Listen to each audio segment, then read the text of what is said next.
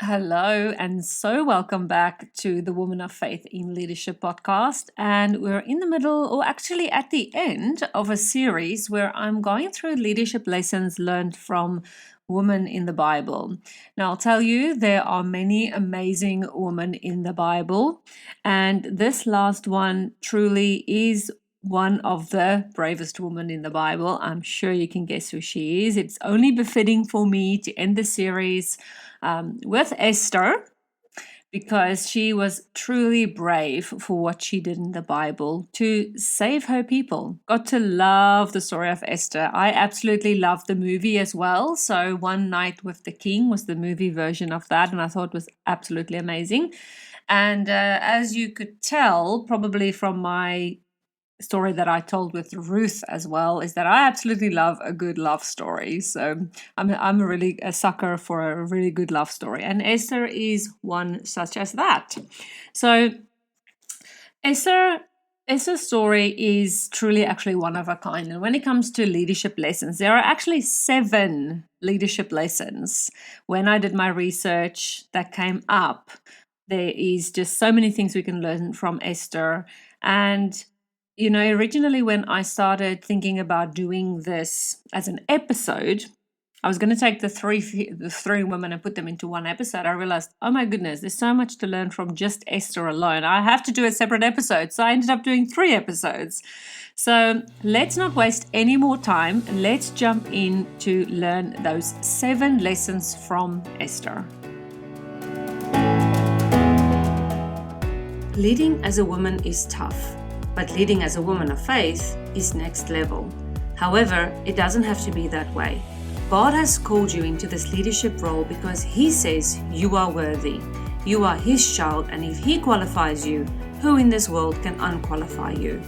You might suffer from imposter syndrome and believe you're not good enough, but God says you are good enough. Hi, I'm Rika, Whelan, Christian leader and workplace culture coach, and together we're going to navigate leadership with faith as our foundation. Let's get started. Grab your coffee or water, keep that notebook and pen handy, and let's jumpstart your leadership.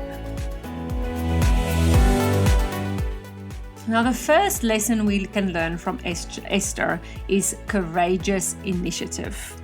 Now, Esther's bravery shines through when she approaches King Xerxes without an invitation, risking her life. Now, if you can remember, it was against the law to approach the king without an invitation. But as leaders, we must be willing to step out of our comfort zones, take bold actions, and advocate for what is right, even if it means risking our jobs or risking our reputation or risking everything that we've already built up in terms of relationships. And it is definitely very, very daunting. But as leaders, we have got the responsibility to advocate for our team, to advocate for ourselves, to advocate for our departments. And sometimes that means that we need to take bold actions. And also when it comes to advocating for what is right, that means advocating for integrity, advocating for there not to be gossip in the workplace, advocating for what is right. And someone once said that integrity means doing the right thing all the time, whether somebody's looking or not. And this comes to play really when we're in conversations with other people and we know that what the other person's saying is not right, but we choose not to speak up. We choose not to be bold because we just don't want to ruin our relationship with them. So one of those lessons that Esther teaches us is courageous initiative. Be bold and advocate for what is right. The second thing we can learn from Esther is strategic timing. Okay, Esther's timing was impeccable. She recognized the critical moment that she had to approach King Xerxes and she seized it. Okay, can you imagine how her heart must have been pounding in her chest as she was getting through those doors and approaching the king without an invitation? I mean, she must have been absolutely petrified. Her courage came at a pivotal junction when her people basically faced annihilation. And so as leaders, we need to discern certain opportunities and certain moments. And basically, we need to be decisive in our decision making, because sometimes indecisiveness for things that we don't know what to do means that because we become indecisive, it means that we don't take action at all. And so when you're thinking about implementing change, when you're thinking about something that needs to happen in your workplace, really go and think about what is a good and strategic moment to tackle that problem. Because I do applaud you if you want to take action straight away. Amazing, well done. But sometimes taking action straight away can just be the wrong time. And unfortunately, I have put my foot in my mouth at certain times. Luckily, not literally, but figuratively, when I have said the wrong thing at the wrong, or the right thing, but at the wrong time.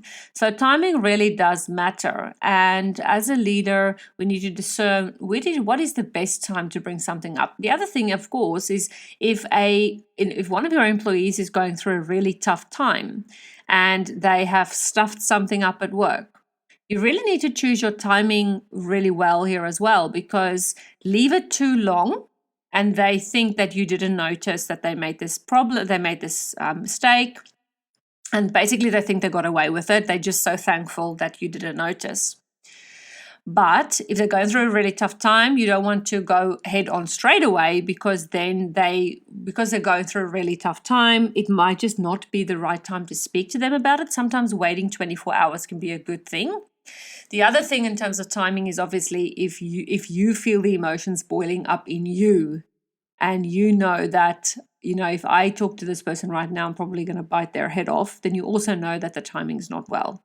So thinking about timing, strategic timing, is something that we can learn from Esther. Now, the third thing we can learn from Esther is about selflessness and sacrifice. Esther's willingness to risk her life for her people exemplifies selflessness. She basically prioritized their well-being over her own safety, because she knew that should King Xerxes and everyone else that was with him, should they choose to follow the law, then she would have basically lost her life. But because of King Xerxes, just the relationship that he was building with Esther, God had really had a plan in that moment, because King Xerxes actually really loved Esther. So that was actually, again, one of the amazing things. And I know love doesn't really come into play here, but when it comes to leadership, where it comes to play for me is that kindness towards other people. Because sometimes what we want to do, like let's say, for example, there was one staff member who had bit another staff member's head off. What we want to do sometimes is just jump in and tell them that, what you did wasn't right, we want to mediate or whatever. And although I think the timing of that is important and I think it should happen, I don't think you must leave or ignore it, because ignoring certain behaviors means that you basically condone that behavior. But I think when it comes to kindness, just showing kindness in that space towards both parties, and then basically being selfless. So sometimes as a leader, it means that we focus more on other people than what we do on ourselves. So if you've got something that's really crucial and important to do, but in that moment you see or know that a staff member really needs to speak to you in that moment, then instead of showing them away, basically talking to them, continuing to talk to them, and then setting another meeting so that they know that you are going to talk to them again tomorrow. And it can be a really tough situation to be selfless in a leadership role, because leaders, I don't know, I've spoken to many leaders that are already very selfless. They give up so much of themselves, but then they give up too much of themselves and they end up experiencing burnout. So that's the opposite of that, of course, or that's what it can lead into if you're not careful. Now, the fourth thing we can learn from Esther is about prayer and fasting. Esther had a 3-day prayer and fasting period before she approached the king, okay? Because she realized her reliance on God's guidance. I think she knew what she had to do, but she didn't she must have been petrified and scared. That's all I can think. And so she prayed and she prayed and she fasted. And she sought God's divine favor before approaching the king, because she knew that if she didn't do that, what could happen. She also had to ensure that she chose the right timing for that. So she prayed and fasted over that, and I am sure that God showed her that this is the day and the moment that she had to approach the king. So leaders should cultivate a strong spiritual foundation. Prayer and seeking God's wisdom are absolutely essential to your leadership role. And this is something that I have shared a lot on the podcast as well, is, putting on the armor of God, doing the prayer, and every single morning protecting yourself from what the day has to come, and praying to God every single day for your daily bread. And sometimes as a leader or just as a human being, we want to pray like 50, 100 days in advance. And we pray for God to provide for us if we're going through financial troubles or if something's gone wrong. But what God wants is for us to trust Him on a daily basis. God, give me today my daily bread. Give me today the wisdom that I need to deal with my team. God, give me the wisdom today for what I need for my meetings. I've got a tough meeting today. Please give me wisdom today. And so this is definitely something that we can learn from Esther, is that she had a very strong spiritual foundation. Now, the fifth thing we can learn from Esther is using influence for good. And John Maxwell says that leadership is influence, nothing more, nothing less. And so Esther leveraged her position as queen to protect her people. She didn't use her influence for personal gain, such as Haman did, but for the greater good. And so leadership is about using your influence to make a positive impact on others and advance noble causes. And so in the workplace, what this basically means is that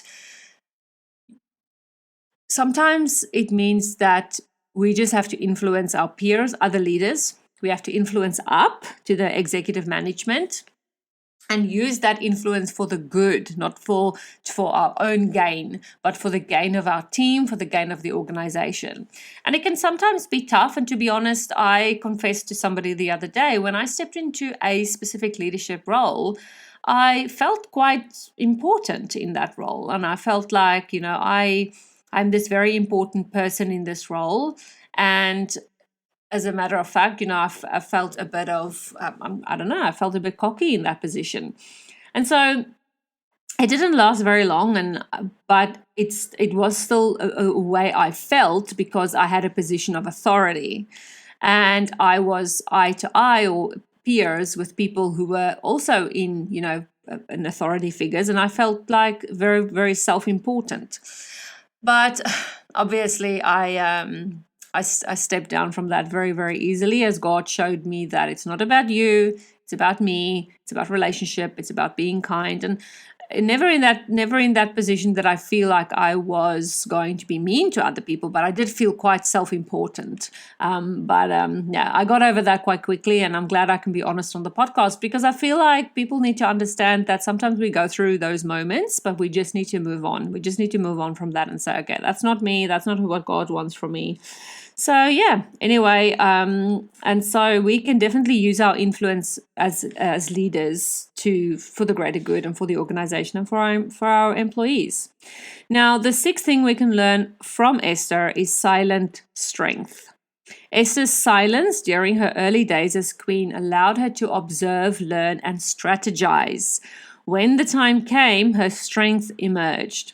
And the lesson we can learn from her is that leaders don't always need to be vocal about what they're doing and about how strong they are and about this amazing project that they're working on, and basically bragging. So leaders don't need to brag, okay? Silence, strength, and discernment matters. And this is something that I have seen quite a lot in various industries, and what I've experienced is this thing of I need to brag about what I'm doing. Or the other thing that I've personally experienced is that, and this was a really good conversation that I had with a mentor of mine, because one day I was saying to this mentor, I said, look, I feel so frustrated because I feel that if I don't share every single thing that I do with my leadership team, that then they think I'm doing nothing. So I felt like I had to justify what I was doing, because some days would go by that my team would not see me because I was just so busy. And I felt as if in the fortnightly leadership team meetings that I had to justify my actions. And so on the agenda, I would always recap what I was working on for the past fortnight, just so that my leadership team would know that I was actually really busy. And that was really silly, because the reason I did that was only because of one of the people in my leadership team. It wasn't because of all of them. It was one person who questioned what I was doing. And that's my point. There's always this 1% of people, and then we change everything. And I believe I've said this in the podcast before, but we change everything around us, policies, procedures, our action, just because of that 1% of people. But then 99% of people are actually okay. We don't adjust for them. And so, I started doing that. But this mentor said to me that instead of feeling like you're justifying what you're doing, change your mindset around that and think that you're taking them on your journey. Because if they understand the job and the work that you are doing, it means that one day if they have to step up into your position because you are unwell or something's happened or you're not in that role anymore, then they know and understand what the role entails. So you're taking them on a journey versus me just justifying what I'm doing. And so as soon as I changed my perception on that, and as soon as that mentor said that to me, I realized that, okay, I don't need to tell them everything that I'm doing. I can explain to them about my role and the things that I'm doing there, but for the purpose of them learning from me, not for the purpose of me justifying. But everything else, if it's not important, they don't need to know about it, then I'm just going to do it in silence, because they don't need to know about it. And so there were some things that I did that no one knew about. And, I had to get into the groove of not sharing that with people, because I think I then got into the habit of sharing that with people. So Esther learned us about silent strength. She wasn't bragging about the things that she'd done she was listening, she was quiet, and she was strategizing. And so then the final thing we can learn from Esther, the 7th lesson, is faith in providence. So although God is not explicitly mentioned in the book of Esther, his providence is evident.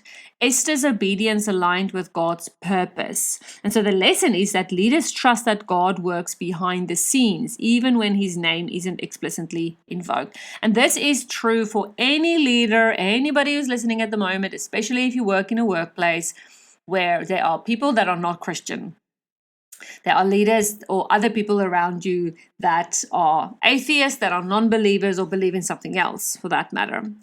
And so, we don't always have to use God's name to be a good leader. We don't have to, say that we're a Christian to be a good leader, because leadership, you can actually show people through your leadership actions so much that they will say, what do you have that I don't have?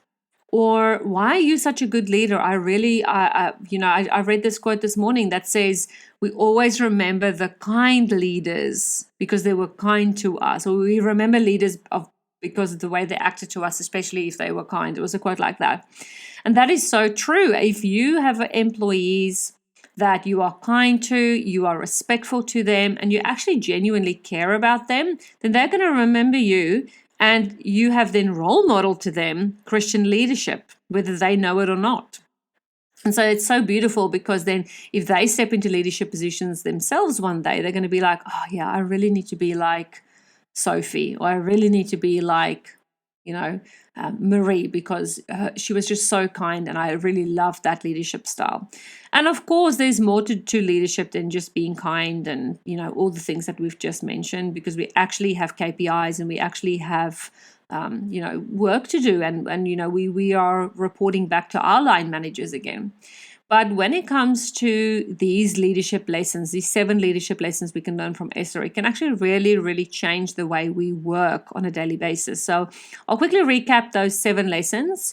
And number 1, I gave each one a title so that I could recap them for you. And then I'll just give a quick summary. So courageous initiative.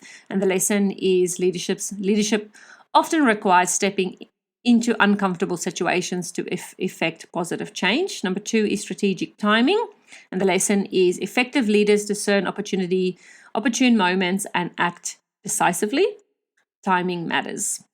The third one is selflessness and sacrifice, and the lesson is leadership involves sacrifice. Putting others' needs first is a mark of a true leader. 4, prayer and fasting, and then the lesson is leaders should cultivate a strong spiritual foundation. Prayer and seeking God's wisdom are essential. 5, using influence for good. Leadership is about using our influence to make a positive impact on others and advance noble causes. 6, silent strength. Leaders don't always need to be vocal. Silent strength and discernment matters. 7, faith in providence. Leaders trust that God works behind the scenes even when his name isn't explicitly invoked. Well, that's the end of the episode, and I really hope that you enjoyed this 3-part series. And so come and join us on the Facebook group where we are engaging in some polls on which lessons you just feel, which woman in the Bible you feel most resembles you, or if there's any other woman in the Bible that I haven't mentioned that you have also learned leadership lessons from.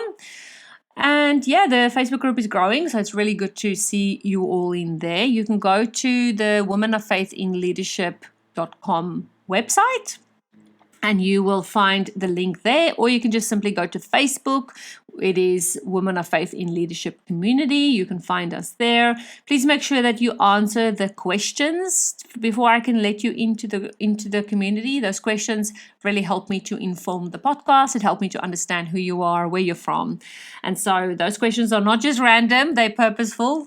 And then there's also an opportunity for you to share with me what topics do you want me to cover more on the podcast. So I hope you enjoyed the rest of your day. I hope you enjoyed the show. Please leave a review on Apple Podcasts. If you've not done that yet, I would really highly appreciate that, and it would bless me so much. Well, enjoy the rest of your day, and I'll speak to you again next week. Bye. Thanks so much for listening. If this podcast blessed you in some way, the number one way you can thank me is by leaving a review.